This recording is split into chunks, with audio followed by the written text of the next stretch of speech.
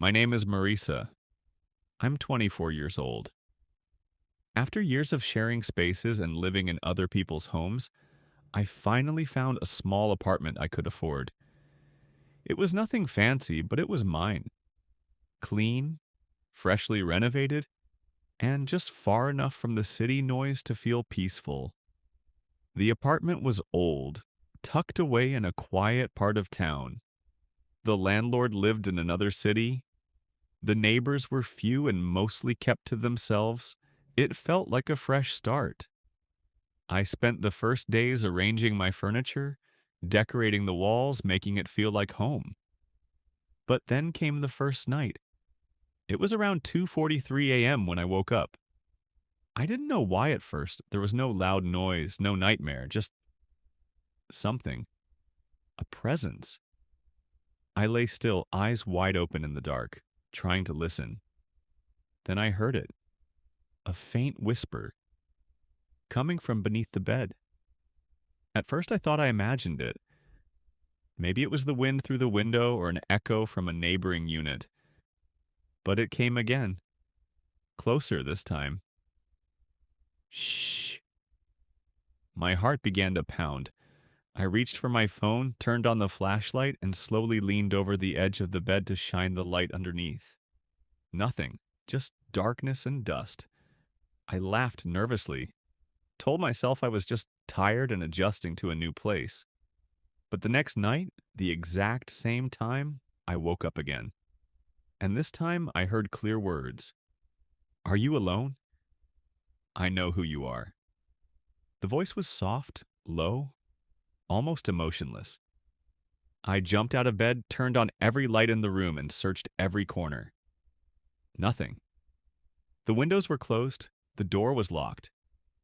And yet I was sure I had heard it again. From under the bed. That night I slept on the floor. The next morning a piece of paper was slipped under my front door. No message, no handwriting, just a photograph. A photo of me. Taken from outside my window, wearing the same clothes I had on the night before. Time-stamped 2:43 a.m. That photo haunted me. I stared at it for minutes, unable to look away. It was my window, my room, my face, taken from the outside. The timestamp read 2:43 a.m., the exact time I had woken up 2 nights in a row. I stepped outside trying to calm myself. My legs were trembling. Across the hall was a man's apartment on my neighbor. A man in his 40s. I didn't even know his name.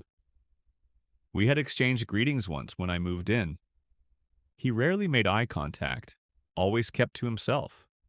Quiet, watchful, unreadable. Something about him didn't sit right. I couldn't explain it. It wasn't anything he did, and it was just a feeling. A heavy one. That night, I double-locked the door and left the lights on. I tried to sleep, but at exactly 2:43 a.m., I woke up again. This time, it wasn't a whisper. It was a sound, a dragging sound, like fingernails scraping across the floor beneath the bed. I lay frozen, eyes wide open, barely breathing. Then I slowly reached for my phone, turned on the flashlight, and looked under the bed. Nothing. But on the wooden side of the bed frame, something new had been scratched in. Second floor, April 17th. Lily. My blood ran cold. Who was Lily? The next morning, I couldn't think about anything else. I paced the apartment, rereading the message etched into the wood. Finally, I called the landlord, tried to keep my voice calm. Hey, I just wanted to ask something. Yes? Who lived in this apartment before me? There was a pause. No one told you? He asked quietly. Told me what? There was a girl here 2 years ago. Her name was Lily. She was murdered.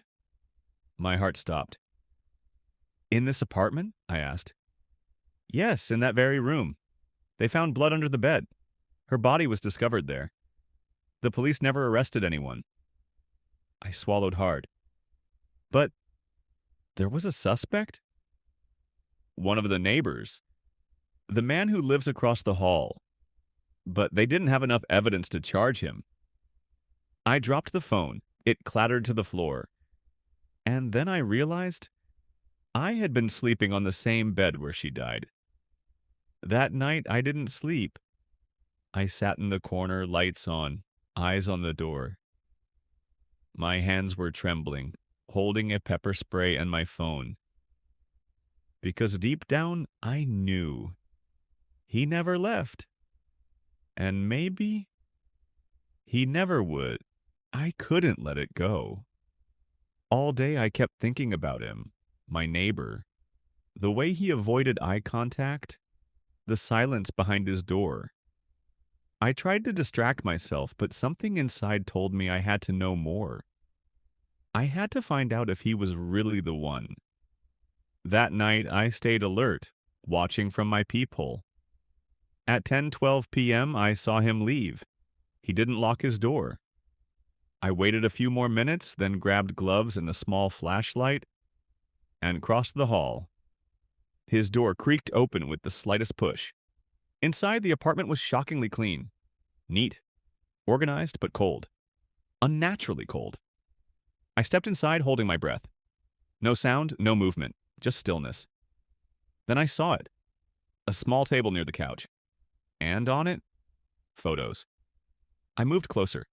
My hands were shaking. Photos of Lily. Some taken from afar. Others taken in her bedroom. While she was sleeping. While she was crying. There was no doubt. He had been watching her. For a long time. And then, among those pictures, I saw something that made my blood freeze. A photo of me. Sleeping in my bed. It wasn't taken from outside the window. It was taken from inside the room. That meant he had already been inside my apartment while I slept. They took those photos. He took them.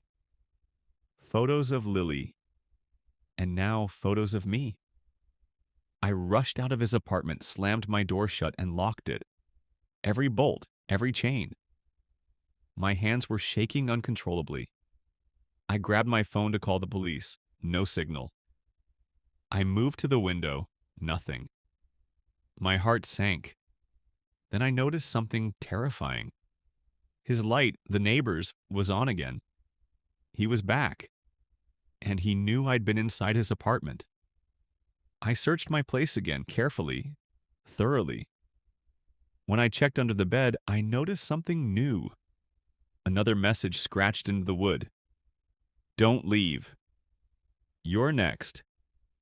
I fell to my knees. My breathing was fast and shallow. I felt like the walls were closing in on me. I made my way to the kitchen. There was a second back door that led to the stairwell. I hoped I could get out that way. Quietly, slowly, I tried the handle. It was open. I hadn't opened it. He did. I backed away. That's when I heard footsteps inside the apartment. Slow. Deliberate. He was already inside. I ran to the closet and hid, slamming the door shut behind me. I turned off my phone's screen, held my breath. I could hear him moving. His steps were getting closer. Then I heard his voice right outside the closet. I see you, Marisa. I see you, Marissa. His voice was calm, almost playful. I sat frozen inside the closet, hands shaking, heart pounding so loud I was sure he could hear it. He knew exactly where I was. I had two options: wait and hope he walks away, or run. I chose to run. I flung the closet door open and bolted. The apartment was dark except for the hallway light. He wasn't expecting the sudden move. I had a few seconds advantage. I dashed for the kitchen door, the one that led to the hallway and stairwell. But just as I reached it, I stepped on a piece of glass. It shattered under my foot. Too loud. I heard him yell behind me. Then footsteps. Fast. Angry. "Where are you going, Lily?" he shouted. Lily. He thought I was her. I limped forward, pain shooting up my leg, but I made it out the door, down the hallway, toward the exit. Then I felt a hand grab my arm. He pulled me back, hard. I screamed. I twisted, fought, reached for anything. My keychain. There was a sharp little chain on it. I slashed. He screamed and let go. I fell down the stairs, hitting the ground hard. Everything blurred. My ankle was probably broken, but I crawled to the front door and pushed it open. Outside, the sun was just beginning to rise. There were cars. People. I screamed again. Minutes later, the police arrived. I was in shock. I could barely talk. But they believed me. They went to his apartment. They found the photos. They found a stash of women's belongings, clothes, notes, journals. Not just Lily's, other women too. And one more photo. Me. From the night before. Taken while I was sleeping from inside my room. They arrested him. His name was Gerald, 47 years old. He had been in and out of psychiatric care over the years. Reports of stalking, break-ins, and disturbing behavior, all dismissed, all forgotten. Until now. He had watched Lily for months before the murder. He installed hidden cameras. He followed her routines. Then, one night while she slept, he crawled under her bed. She woke up, fought back. He panicked and strangled her. Then he stuffed her body under the bed and lived above it for days, as if nothing happened. Her family reported her missing. Police found blood under the bed, but with no strong evidence and no clear suspect. The case went cold until I moved in. My presence had awakened something in him. They moved me to a new city, placed me under temporary protection. New apartment, new street, new locks, but not a new mind. At night, I still dream about the bed, the whisper, the time, 2:43 a.m.